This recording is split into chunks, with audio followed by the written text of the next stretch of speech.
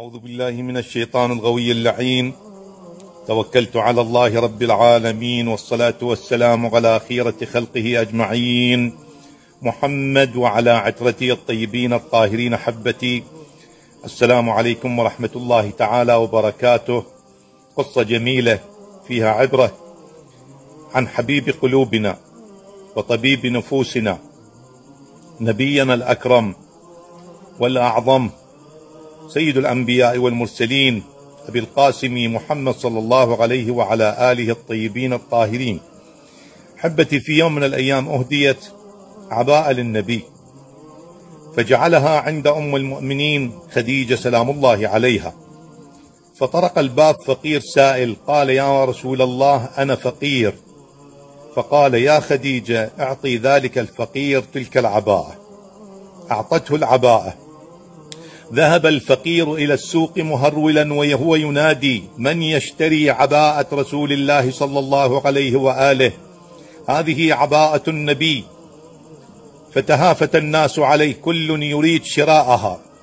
ويوجد هناك رجل ضرير، هذا الرجل الضرير أرسل عبدا له، قال له: اشتري تلك العباءة بأي ثمن كان.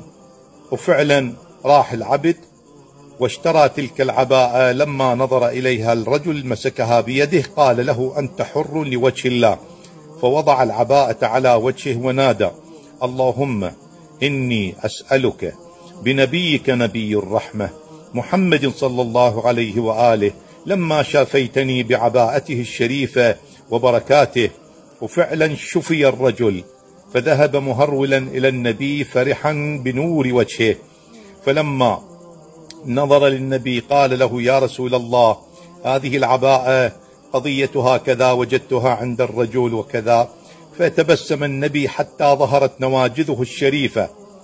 يقول: فنادى إلى خديجة قال: انظري يا خديجة، عباءة أغنت فقيرا وأعتقت عبدا وشافت مريضا ثم رجعت إلينا. أحبتي، إن العطاء مردود. كل إنسان يعطي، يتصدق، يساعد، إن العطاء يرجع دنيويا، وثوابه أخرويا يكون مفيدا.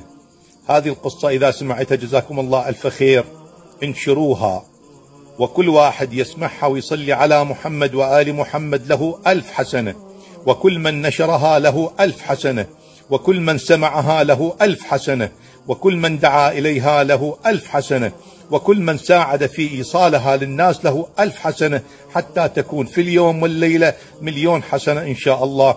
اللهم صل على محمد وآل محمد، وعجل فرجهم، والعن عدوهم، واجعلنا من المحبين والموالين والملتزمين بولائهم. اللهم اجعلنا من المشفعين عندهم يوم القيامة ببركة محمد وآل محمد.